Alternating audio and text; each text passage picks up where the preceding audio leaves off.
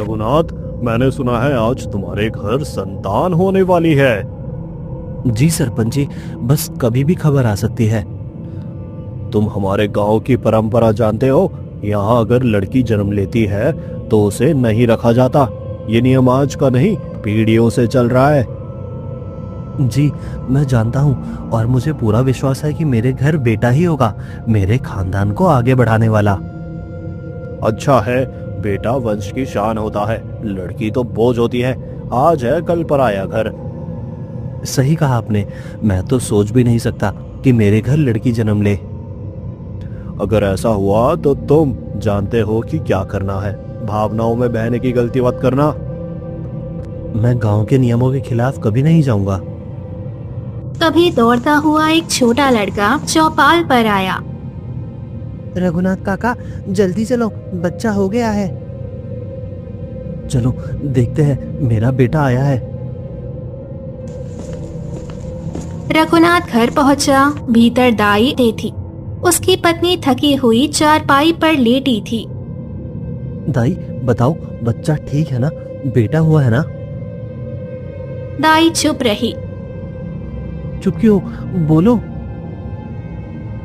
बच्चा स्वस्थ है, लेकिन क्या? साफ साफ कहो। लड़की है। एक पल के लिए घर में सन्नाटा छा गया। रघुनाथ का चेहरा लाल हो गया। लड़की मेरे घर? ये नहीं हो सकता। वो हमारी संतान है, रब की देन है। रब की देन? ये बोझ है। गांव क्या कहेगा, सरपंच क्या कहेंगे? लोग क्या कहेंगे से पहले ये सोचो कि वो तुम्हारी बेटी है, तुम्हारा खून है। मैं उसे बेटी नहीं मानता। हमारे घर में लड़की नहीं रहेगी। रघुनाथ, वो अभी अभी जन्मी है, उसे दुनिया देखने का भी मौका नहीं मिला। हमारे गांव का नियम है, जो नियम के खिलाफ जाएगा उसे समाज से बाहर कर दिया जाएगा। मैं तुम्हारे सामने हाथ जोड़ती हूँ, उसे अगर तुम उसे नहीं चाहते तो भी उसे रहने दो। मैं उसे पाल लूंगी, किसी को पता भी नहीं चलेगा। ये संभव नहीं है।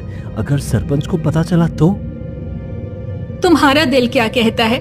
क्या तुम सच में उसे दूर जाते देख पाओगे? रघुनाथ कुछ पल चुप रहा। बाहर गांव के लोगों की आवाजें सुनाई दे रही थी। ठीक है, मैं इसे कुछ नहीं कहूंगा, लेकिन वो इस घर में नहीं रहेगी। उसे जंगल के पास नदी किनारे छोड़ आओ। आज रात मैं उसे अपनी बेटी नहीं मानता। मेरा उससे कोई संबंध नहीं। ये तो बहुत गलत है। मैंने फैसला कर लिया है, या तो गांव के नियम या फिर मेरा नाम मिट जाएगा। रघुनाथ, पाप मत करो। मैंने कह दिया, उसे यहाँ से दूर ले जाओ अभी।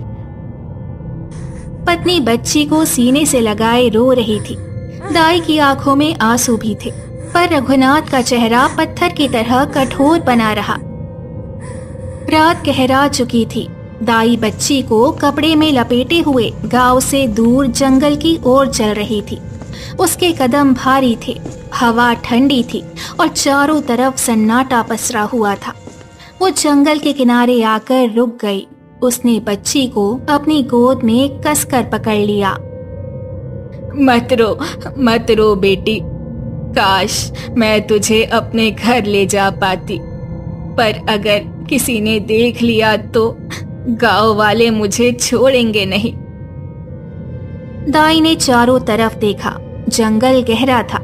जंगली जानवरों की आवाजें दूर से आ रही थी। नहीं, मैं तुझे यहाँ जमीन पर नहीं छोड़ सकती। वो कुछ पल सोचती रही, फिर उसकी नजर पास बहती नदी पर पड़ी। वहाँ एक बड़ा पेड़ होता है। अगर मैं तुझे टोकरी में रख दूं और नदी के पास इस बड़े पेड़ के पास रख दूं, शायद तू किसी अच्छे इंसान तक पहुंच जाए। शायद रब तुझे वहां पहुंचा दे जहां तुझे अपनाया जाए। उसने पास पड़ी एक मजबूत टोकरी उठाई, उसमें सूखे पत्ते और कपड़ा बिछाया। बच्ची को बहुत संभाल कर उसमें रखा। दाई ने टोकरी को नदी के किनारे पेड़ के पास रखा और रोते हुए बोली, मुझे माफ कर देना बेटी, मैं मजबूर हूँ। मैं तुझे छोड़ना नहीं चाहती, पर मेरे हाथ बंधे हैं। रब करे तू किसी ऐसे घर पहुँचे जहाँ तुझे बेटी समझकर प्यार किया जाए।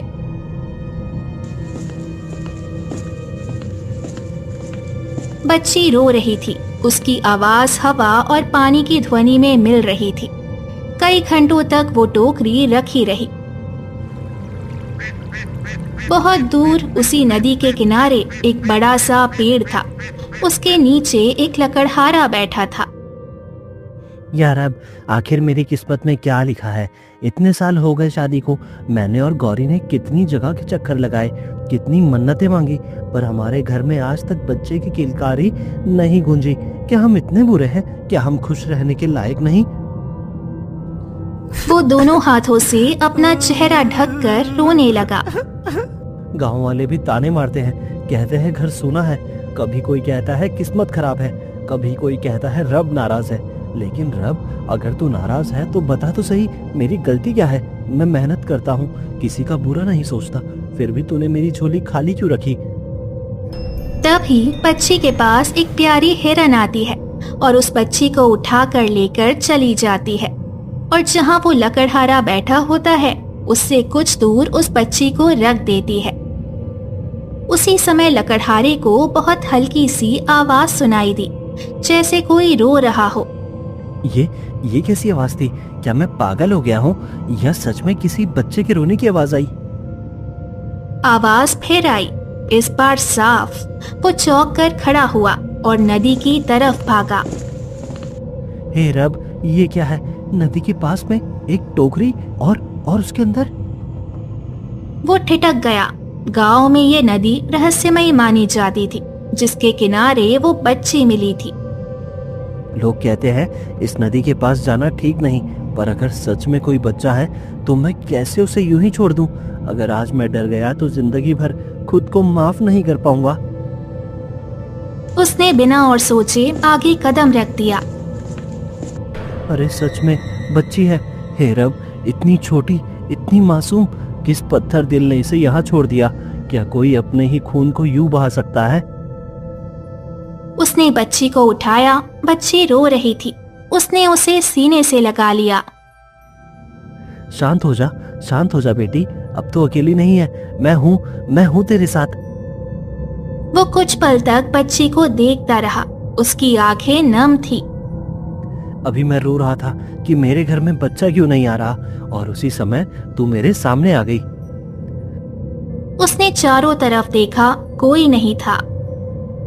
अगर तेरे माँ बाप होते तो तुझे यूं छोड़ते? नहीं, अब मैं सवाल नहीं करूंगा। आज से तू मेरी बेटी है। रब ने मुझे खाली नहीं छोड़ा, उसने मुझे तू दे दी है। रमेश बच्ची को सीने से लगाए मुस्कुराता हुआ अपने घर की ओर चल पड़ा। रमेश घर की तरफ आता है। उसके हाथ में एक छोटी सी बच्ची है। सीता बाहर आती है। ए जी, ये क्या है? आप किसको ले आए? ये बच्ची कहाँ से मिली? क्या किसी का बच्चा खो गया है? सीता, मैं जंगल के पास था, मुझे एक बच्ची के रोने की आवाज सुनाई दी और एक टोकरी में रखी हुई थी। शायद किसी ने उसे छोड़ दिया था। किसी ने छोड़ दिया? कैसे लोग होते हैं जो इतनी छोटी सी बच्ची को अकेला छोड़ देते हैं?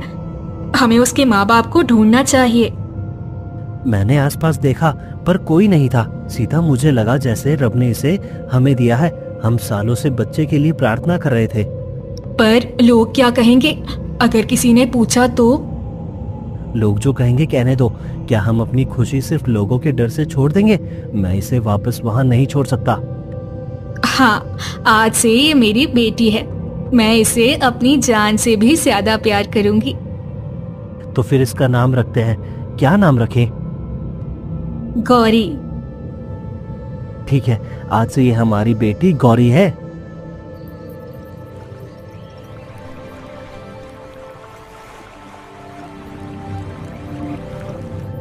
कुछ साल बीत जाते हैं। गौरी बड़ी होने लगती है। दूसरी तरफ रघुनाथ के घर में फिर से बच्चा होने वाला है। रघुनाथ, सुना है तुम्हारी पत्नी फिर से बच्चा देने वाली है। मुझे उम्मीद है इस बार लड़का होगा। तुम जानते हो ना, हमारे गांव की रीत लड़की पैदा होना शुभ माना जाता है। हाँ सरपंच जी, मैं सब जानता हूँ। पिछली बार जो हुआ उसका बोझ अब तक मेरे सर पर है। अगर इस बार भी लड़की हुई तो मैं बर्दाश्त नहीं कर पाऊंगा। ये सब तुम्हारी पत्नी की वजह से हो रहा है। गांव में जो भी परेशानी आ रही है सब लड़कियों के जन्म की वजह से है। लोग कहते हैं लड़कियां बदकिस्मती लाती है। मुझे भी अब लगने लगा है कि कहीं ना कहीं गलती उसी की है, क्योंकि वो मुझे बेटा नहीं दे सकती। सोचो रघुनाथ, अगर इस बार भी लड़की हुई तो गांव वाले क्या कहेंगे? तुम्हारा नाम मिट्टी में मिल जाएगा। शायद इस समस्या का एक ही हल है। क्या है? अगर इस बार भी लड़की हुई तो तुम्हें अपनी पत्नी को ही दूर कर देना चाहिए। शायद तब तुम्हारी किस्मत बदले।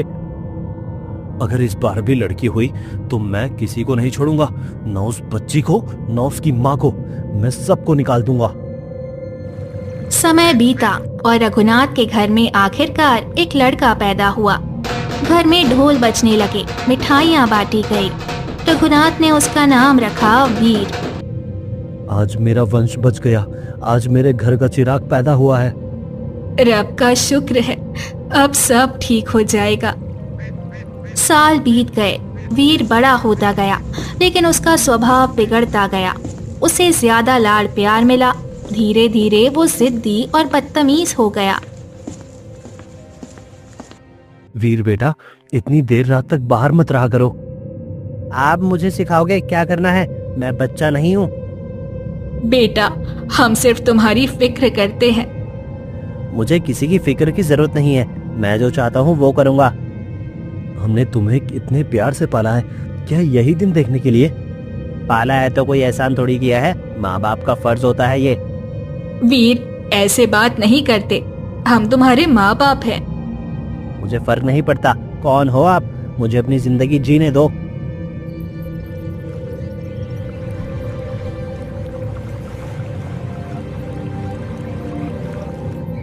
वीर अक्सर गुस्से में अपने माँ बाप को धक्का दे देता, उनकी बात का मजाक उड़ा देता।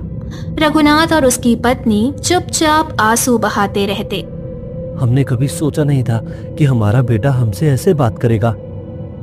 शायद हमारी परवरिश में ही कमी रह गई। वीर की शादी के बाद घर का माहौल धीरे धीरे बदलने लगा। निशा को ससुराल का माहौल बिल्कुल पसंद नहीं आया। उसने धीरे धीरे वीर के कान भरने शुरू किए।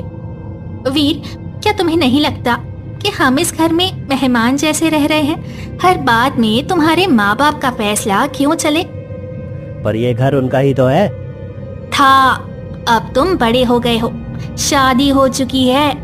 अब ये घर तुम्हारा होना चाहिए। कब तक तुम उनके नीचे दबकर रहोगे? मैं दबकर नहीं रह रहा। सच बोलो वीर, हर रोज तुम्हारी माँ मुझे सिखाती रहती है, ये करो वो करो, जैसे मैं कोई नौकर हूँ, और तुम चुप रहते हो। उनका मतलब बुरा नहीं होता। मतलब चाहे जो हो, लेकिन मुझे अपनी जिंदगी अपने तरीके से जीनी है। या तो मैं इस घर में अपनी मर्जी से रहूंगी, या फिर क्या? या फिर मैं यहाँ नहीं रहूंगी। वीर थोड़ा गुस्से में आ गया। उसके मन में पहले से ही अहंकार भरा हुआ था। तुम कहना क्या चाहती हो? मैं बस इतना कह रही हूँ कि जब तक ये दोनों यहाँ हैं, हम कभी अपने हिसाब से नहीं जी सकते। हर चीज में उनका दखल, हर फैसले में उनकी सोच। और सच कहूँ तो ये घर भी पुराना हो चुका है। हमें नया घर बनाना चाहिए, बिना किसी रोक टोक के। तो तुम चाहती हो कि मैं अपने माँ बाप को अलग कर दूं? मैं चाहती हूँ तुम अपनी जिंदगी के मालिक बनो। ये तुम हमेशा माँ के पल्लू से बंधे रहोगे? ये बात वीर को चुभ गई। मैं किसी से बंधा हुआ नहीं हूँ। तो साबित करो। अगर तुम सच में इस घर के मालिक हो तो फैसला करो, या तो वो रहेंगे या हम। उस रात वीर ने बिना सोचे समझे फैसला कर लिया। अगले दिन, आज इस घर के नियम मैं बनाऊंगा। बेटा, क्या बात है? इतने गुस्से में क्यों हो? बस बहुत हो गया। अब मैं अपनी मर्जी से जीना चाहता हूँ। हमने कब रोका तुम्हें? आप लोग हर बात में बोलते हैं मुझे कैसे रहना है, क्या बनाना है, कैसे बात करनी है। मैं थक चुकी हूँ। बहू, हमने सिर्फ समझाया है। मुझे समझाने की जरूरत नहीं है। मैंने फैसला कर लिया है, आप दोनों को ये घर छोड़ना होगा। वीर, ये तुम क्या कह रहे हो? मैं वही कह रहा हूँ जो सही है। अब ये घर मेरा है। बेटा, ये घर मैंने अपनी जिंदगी भर की मेहनत से बनाया है। तो आप अपने बुढ़ापे के लिए कहीं और जगह ढूंढ लीजिए। हमें अपनी जिंदगी जीने दीजिए। हम कहाँ जाएंगे? मुझे नहीं पता, लेकिन आज शाम तक आप दोनों को यहाँ से जाना होगा। वीर, इतना कठोर मत बनो। माँ बाप को घर से नहीं निकाला जाता। आप लोगों ने अपनी जिंदगी जी ली, अब हमें जीने दीजिए। निशा चुपचाप खड़ी मुस्कुरा रही थी। वीर ने उनका सामान उठाकर दरवाजे के बाहर रख दिया। वीर, एक बार सोच लो। मैंने सोच लिया है। दरवाजा जोर से बंद हो गया। रघुनाथ और उसकी पत्नी बाहर खड़े रह गए। हमने जो बीज बोया था आज वही काट रहे हैं। दोनों धीरे धीरे गांव के किनारे की तरफ चल दिए। रात को एक पुराने पेड़ के नीचे बैठ गए। हमारा अपना बेटा ही हमें पराया कर गया। इंसान जब अहंकार में अंधा हो जाता है तो अपने ही खो देता है। ठंडी हवा चल रही थी। उनके पास ना छत थी ना सहारा, सिर्फ पछतावा और दर्द था। कई साल बीत चुके थे। रमेश और उसकी पत्नी ने उस लड़की का नाम रखा था गौरी। गौरी अब जवान हो चुकी थी, सुंदर, कोमल और दिल से बहुत दयालु। एक सुबह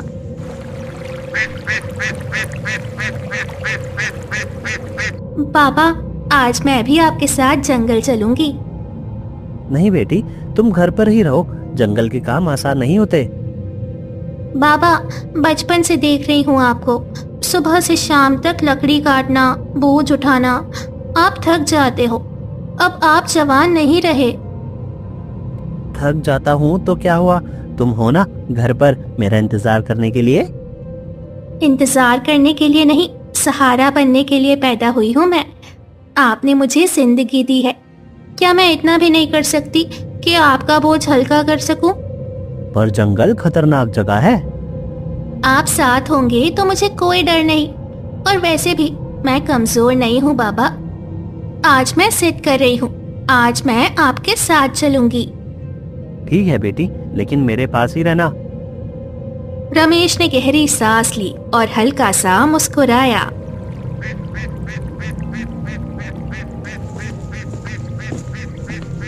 दोनों जंगल पहुंच गए। रमेश लकड़ी काटने लगा और गौरी सूखी लकड़ियां जमा करने लगी। इसी दौरान एक बड़ा सा काला कौवा आसपास के पेड़ पर बैठा हुआ था। कौवा गौरी को घूर कर देख रहा था।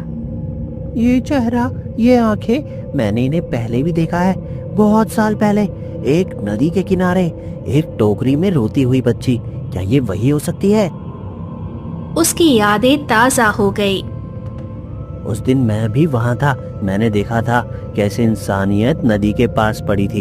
एक औरत रो रही थी और एक निर्दोष बच्ची को टोकरी में रख दिया गया था। मैंने उस बच्ची की आंखें देखी थी, बिल्कुल ऐसी ही गहरी, मासूम और चमक से भरी हुई। कौवा पेड़ से उड़ा और धीरे से गौरी के पास आकर बैठ गया। अरे, इतना बड़ा कौवा, तुम मुझे ऐसे क्यों देख रहे हो? इसीलिए क्योंकि तुम आम लड़की नहीं हो। ये कैसे? तुम बोल कैसे रहे हो?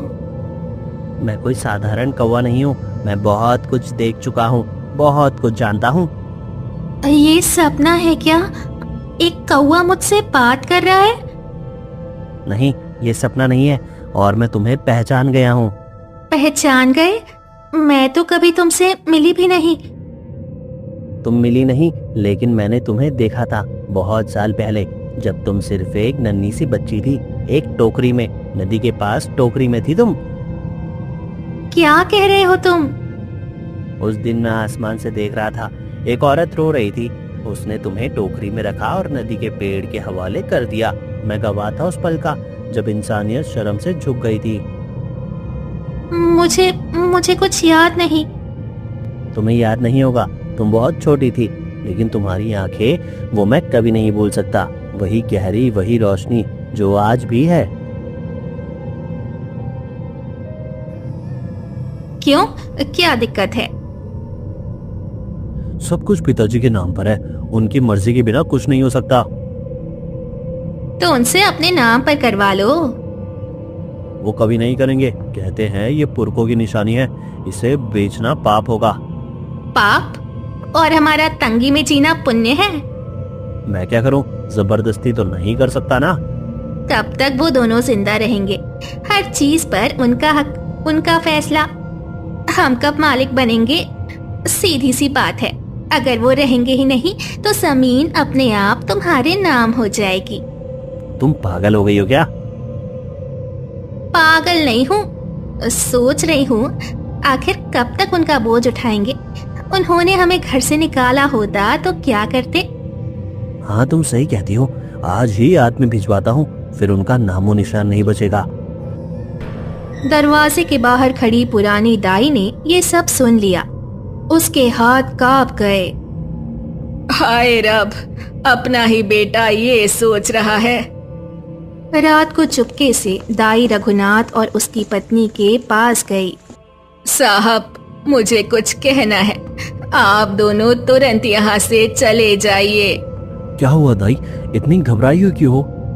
वीर और निशा आपको नहीं छोड़ेंगे। मैंने अपने कानों से सुना है, वो लोग आदमी भेजने वाले हैं। ये तुम क्या कह रही हो? अपना बेटा? इतना गिर गया मेरा बेटा, आखिर हमने क्या कमी छोड़ी थी उसकी परवरिश में? दोनों की आंखों से आंसू बहने लगे। लगता है ये हमारे कर्मों का फल है। तब ही कुछ आदमी उनके घर की तरफ बढ़े। कोई बचकर ना निकले।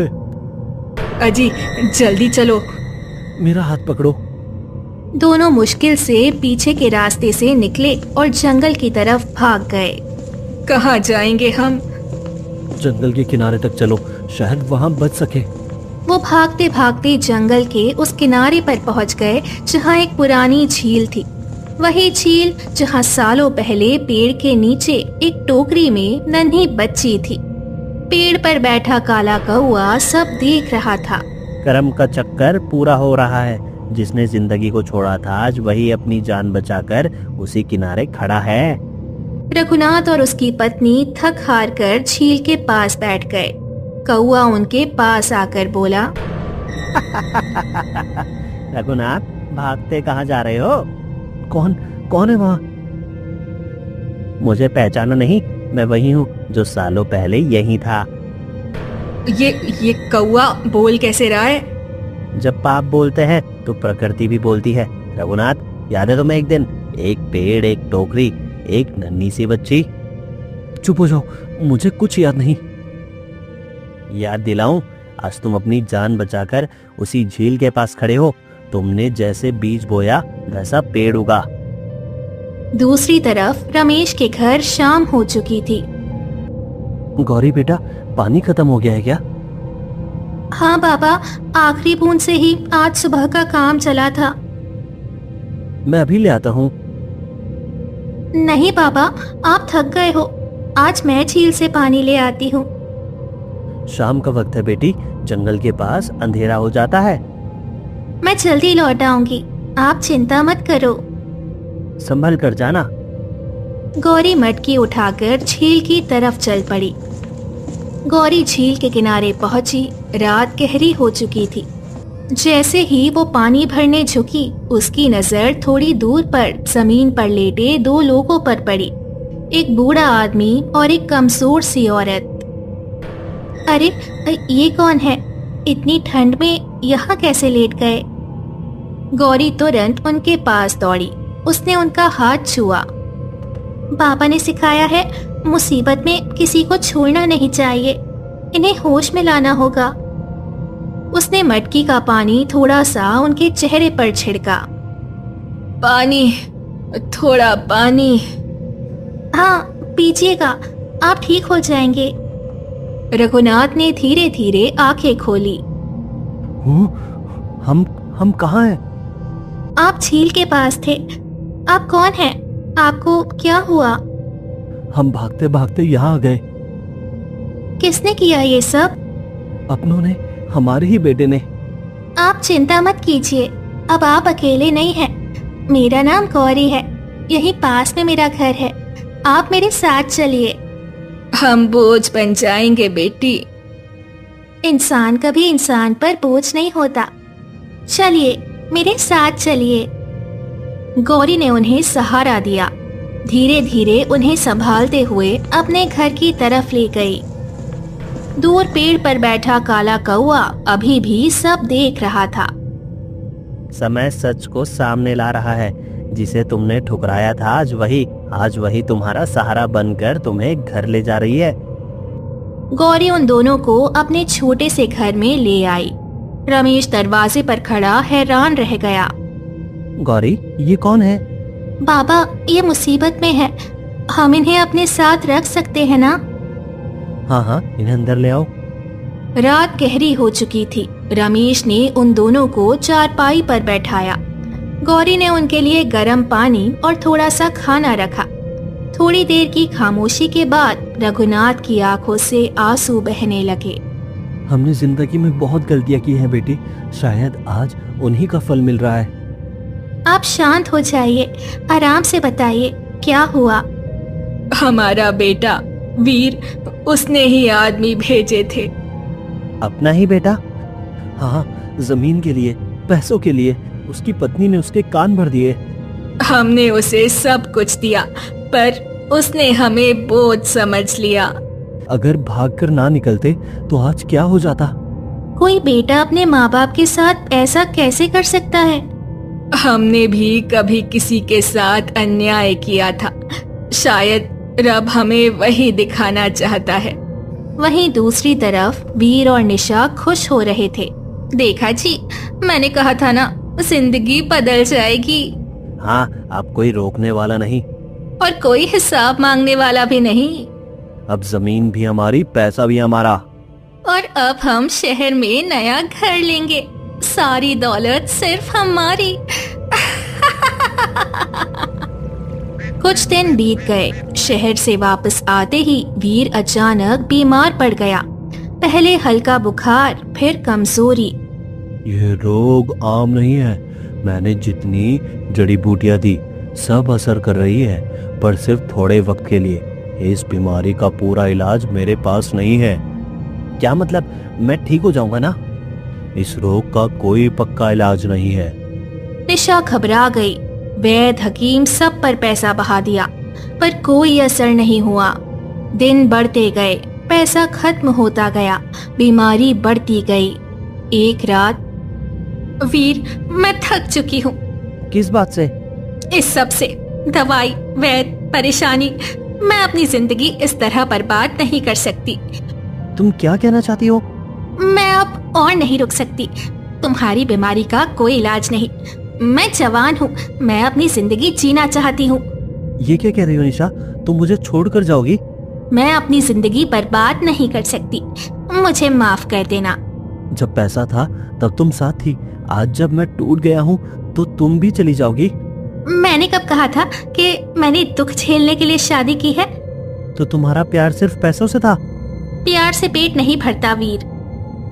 निशा अपना सामान बांध कर चली गई। वीर चुपचाप बिस्तर पर पड़ा रह गया। ये सब मैंने क्या कर दिया? माँ बाप को घर से निकाला और आज मैं खुद अकेला हूँ। उसकी आंखों से आंसू बहने लगे। दाई को बुलाओ। पुरानी दाई धीरे से कमरे में आई। क्या चाहिए बेटा? दाई, मैंने बहुत बड़ा पाप किया। मैंने अपने माँ बाप को छोड़ दिया। शायद रब मुझे उसी की सजा दे रहा है। मैं तुम्हें एक बात बताना चाहती हूँ। तुम्हारे माता पिता ठीक है, पर अब पछताने से क्या होगा बेटा? क्या सच वो ठीक है? मुझे उन्हें देखना है एक बार। मैं उनसे माफी मांगना चाहता हूँ। शायद वो मुझे माफ कर दे, वरना मैं चैन से रह नहीं पाऊंगा। मैं कोशिश करूंगी, पर पता नहीं वो कहाँ है। चाहे जहाँ भी हो उन्हें ढूंढ लाओ, ये मेरी आखिरी इच्छा हो सकती है। दाई ने उसकी आंखों में पहली बार सच्चा पछतावा देखा। अगले ही दिन वो उनकी तलाश में निकल पड़ी। गांव, जंगल, झील के किनारे हर जगह पूछते हुए फिर वो झील के पास पहुंचती है। अचानक पेड़ पर बैठा वही काला कौआ जोर से काव काव करता है। दाई, तुम किसको ढूंढ रही हो? दाई घबराकर इधर उधर देखती है। कौन कौन बोल रहा है? डरो मत, मैं जानता हूँ तुम रघुनाथ और उसकी पत्नी को ढूंढ रही हो। तुम्हें कैसे पता? मुझे उन्हें जल्दी ढूंढना है। मेरे पीछे आओ, आज सच सामने आने का दिन है। कौवा उड़ता हुआ आगे बढ़ता है और दाई उसके पीछे पीछे चल पड़ती है। थोड़ी देर बाद वो रमेश के छोटे से घर के पास पहुंचते हैं। यही है वो जगह। दाई दरवाजा खटखटाती है। गौरी दरवाजा खोलती है। दाई उसे देखकर एक पल के लिए रुक जाती है, जैसे उसकी आंखों में कुछ पहचान सी चमक रही हो।